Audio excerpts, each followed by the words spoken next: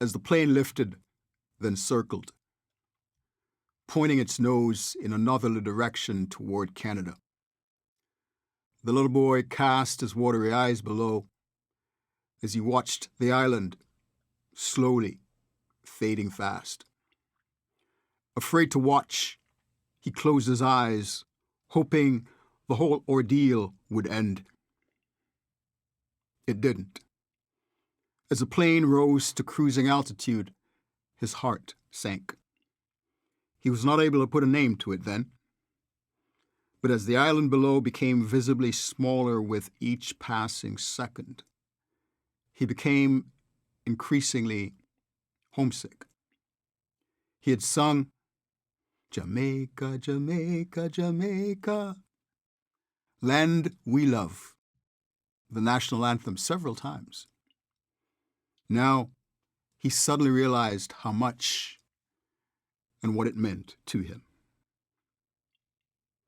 Jamaica, land of wood and water, is rich in soil, yet the masses are poor. The vibe here is hauntingly frightening and happy-go-lucky. Beautiful and beguiling, dark and mysterious in places, exuberant and bold, tantalizing to the senses. Such is the nature of this place, once inhabited by Amerindians, indigenous Arawaks, and Taino communities. It is the third largest island in the Greater Antilles, the fourth largest in the Caribbean Sea. For some, Jamaica is a place from which to rob red dirt for export and to reap where others sow. For others, Jamaica is nothing but a beach, a tourist paradise, a place to escape to for hedonistic and other pleasures, a place to run to and then leave. But for those unable to leave, Jamaican life has more profound meaning. Whether they choose to call it yard, jam down, or the rock, those with deep attachments to the country understand that beneath its sunny skies, embedded between the island's shoreline of white sandy beaches, with its iridescent emerald turquoise sea and the lofty mountain interior, is a history of injustice and the quest for its opposite. A history of blood and fire, hurricane and earthquakes, natural and unnatural disasters, and much wailing and gnashing of teeth. Anyone born here is familiar with the urge to leave, explaining why Jamaicans are scattered far and wide across the globe. However, the island folkways die hard and cut so deep, it is impossible to run away completely. Jamaica, 235 kilometers from end to end, and 84 kilometers wide. It's not that big. A little Caribbean island whose worldwide reputation dwarfs its physical size. It is a place bathed by sunshine, where many aspire to greatness, while others continue to dwell in a metaphorical shadow, with little or no shade from the scorching heat of a blistering past in which Africans were enslaved, sugar was crowned king, and a British imperial monarch sat on a distant throne while having the island's wealth for a treasure chest, and the people as one of many footstools. Jamaica, land we love, a former settler colony, founded as a plantation slave society, is a place where vast amounts of profits have been generated based particularly on the violent exploitation of people of African ancestry. As such, the island is a uniquely perverse place, plagued by danger and filled with deadly intrigue. Within this miasma of institutionalized oppression, where extreme social and economic inequality prevail, then and now, and where the majority of inhabitants, black and poor, live in deprivation, Jamaica has long been fertile ground for all sorts of trouble. Rebellion and revolt punctuate Jamaica's history.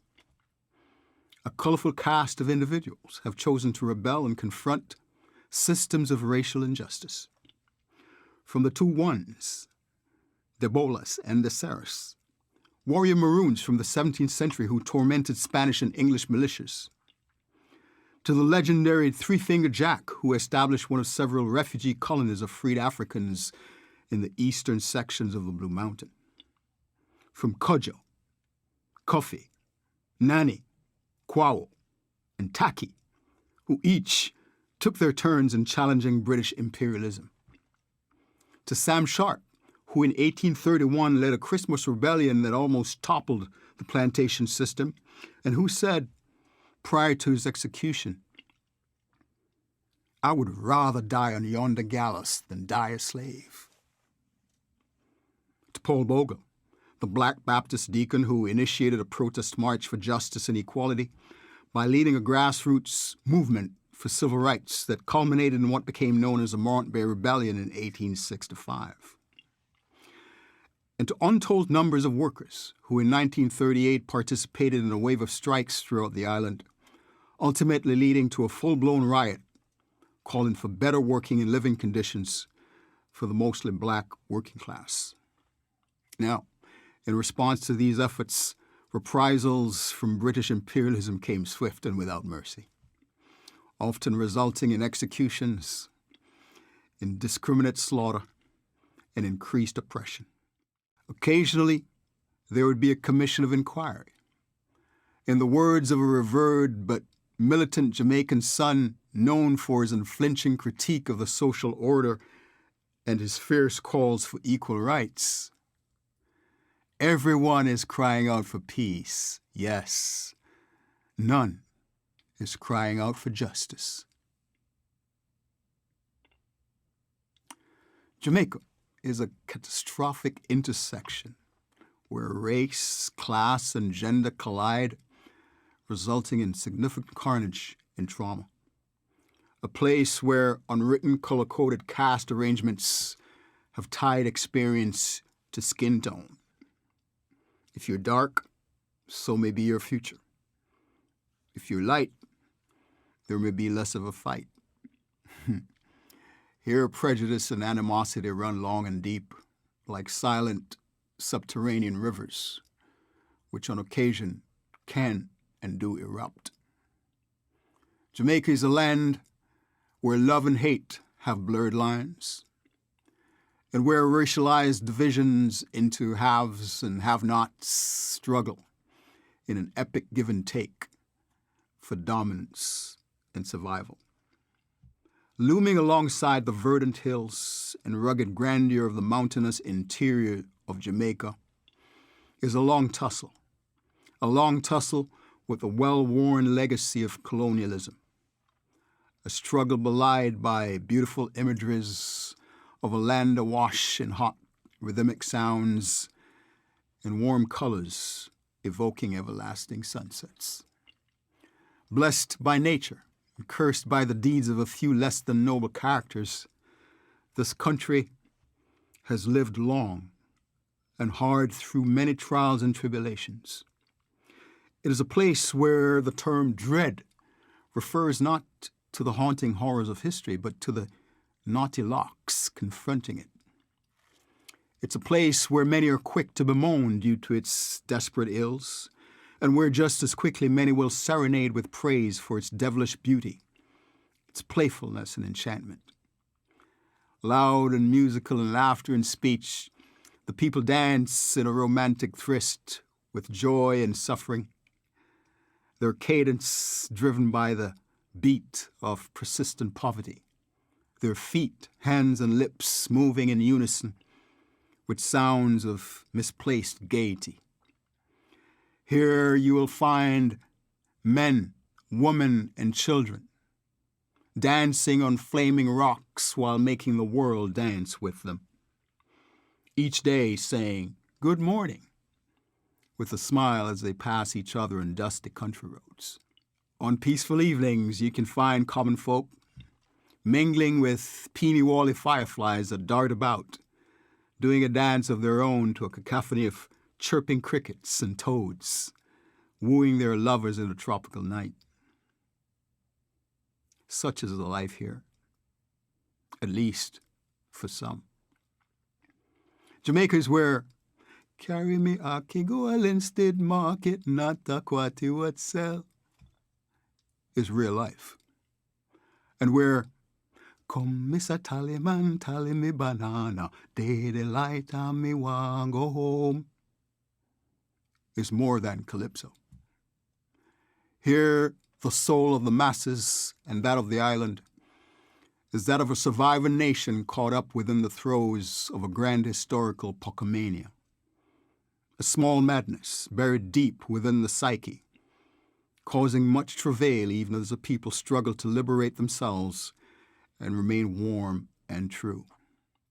Resiliently, they carry on in this bam-bam, often exchanging stories in the glow of home sweet home kerosene lamps, counting what little blessings they have, one by one, while some in rags with nothing to count, only dream, even as some who have no dreams continue to scavenge, their dreams long dead and gone, as they drag themselves day to day, place to place, begging bread and seeking solace where none can be found. Never short on notoriety or alternate realities sitting side by side, Jamaica, reputed to have the most rum bars and taverns per square mile, is also reputed to have the most concentration of churches. It is a land where many strains of religion, predominantly in the Judeo-Christian tradition, compete for souls in a loud spiritual marketplace, coveting and competing for the minds and hearts of men, women, and children, even while many continue to stagger off course into inebriation, insanity, and bedlam. Gathered to worship on any given day are Catholics, Anglicans, Methodists, Protestants, Pentecostals, Church of God, Sabbath-day Adventist, Jehovah's Witnesses, and other splinter groups and fractions of faith, all dogmatically dedicated to their sectarian view of biblical scripture, the seen and the unseen, and the afterlife, each faithful to their own theology. In this gumbo, staunch and orthodox sections of the faith community have taken legalistic umbrage with each other. They have, in the course of history, sat on opposite sides. Baptists have been emancipators. Anglicans have been slave owners. Both have built and supported institutions of learning. As a rule, Eurocentric informed theologies have shared a common disdain for non-Christian ideologies and have condemned with united scorn any practice involving witch doctors, obeah, spiritualists, or voodoo, all of which have their own adherents in this religiously diverse nation, boasting a motto that proclaims, out of many, one people. Coming out of this stew of isms and schisms, another celebrated revered son and an international superstar, in his song Talking Blues, candidly professed, "I feel like bombing a church now that you know the preacher is lying." Known for his impassionate idealism, Bob Marley was wailing on behalf of those who rest nightly on cold ground with rocks for pillows and an open sky for a ceiling, sufferers permanently disfigured from prolonged browbeating, those who the white man's religion have failed to reach or rescue. Yes, Jamaican life can be hard and soft. Here, rural peasants lead a life of meager subsistence in the presence of surrounding wealth. Here, palaces on hillsides overlook multitudes of urban poor who live and die in haphazard, shack-filled, overpopulated slums and gullies and areas known locally as Dungle or Back a Wall, otherwise sometimes referred to as Shantytown. Here the privileged and the exploited exist in juxtaposition, one on top, the other below, reminiscent of the days of the great houses and slave quarters, wealth and poverty coexisting in precarious uneasiness. Here, it is not unusual for the rich to be cocooned in secluded majestic bubbles, perched on green hills overlooking parched plains, bedecked in satin and silk and luxurious linens, sipping martini with pinkies pointing skyward to crystal chandeliers set in great big halls, laughing frivolously to the din of silver spoons dipped in buttered bread while debating why the poor are getting poorer and what should be done. This, too, is Jamaica, where contradictions are plentiful, where justice is scarce, and where oppression refuses to die. Nevertheless, from this grim life can be found gold and diamonds in the rough, the seemingly old yet ageless, the free yet bound, the bold and brave yet meek. Here you will meet African descendants with calloused hands going about their daily business, completely unaware of their special legacy, seemingly oblivious to their place in the historical drama of human life. Agrarian souls, primarily tied to the land, their hands are hard due to working the soil sunup to sundown. Here, those who cannot find a job will seek to make one. If the work isn't close by or available within the limits of the village or town, they will walk miles or ride further on bicycles or donkeys, armed with their tools of trade ready to work. Some peddle whatever they can barter, whatever can be bought or sold.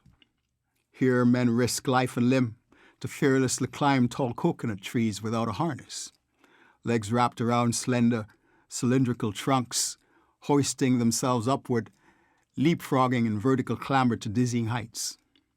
Later you'll see them husking coconuts with a few swings of a machete, transforming them into jugs of coconut water to drink and quench thirst, or a bowl of jelly to eat.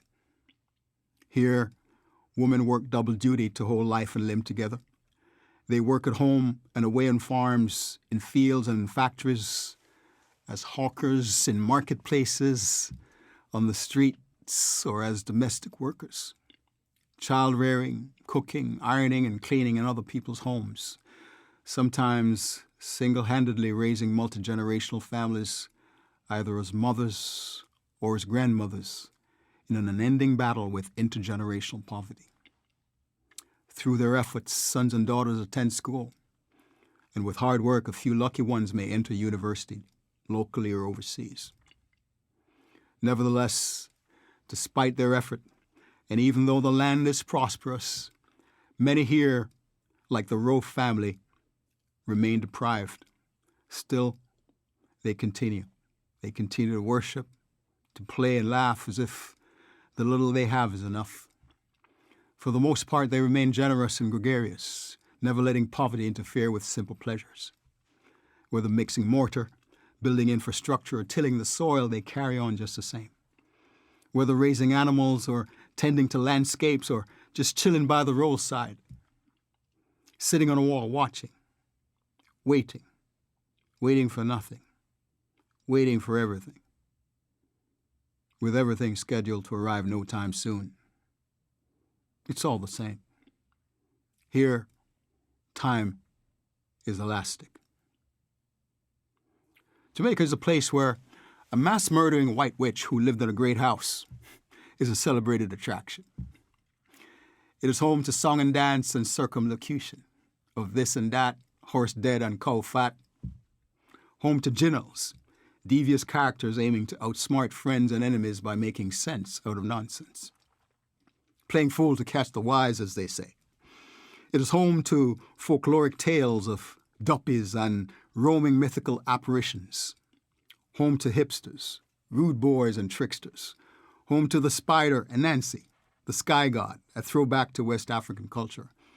A controversial, humorous, diminutive, larger-than-life archetypal character symbolizing human empowerment, transformation, guile, and acuity.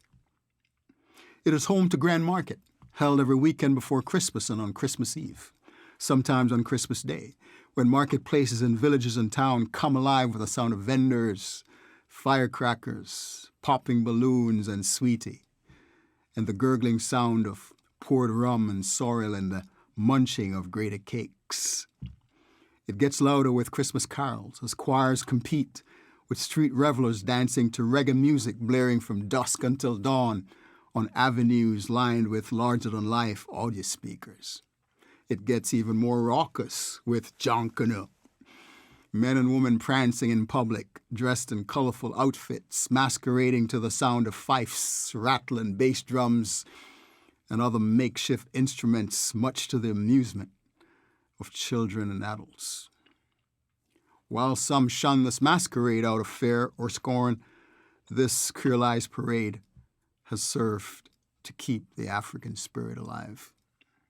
Yes, the African spirit has remained unyielding, finding various ways to reassert itself through electrifying personalities. Alexander Bedwood, Marcus Garvey were two of the first to decisively break the psychological stranglehold of racial oppression by boldly postulating and interpreting life, religion, and freedom and social justice through a Pan-African lens. In an era when white and brown people were esteemed and being African was reviled, Bedwood and Garvey were two of the first Jamaicans to publicly articulate Black pride on a nationwide scale.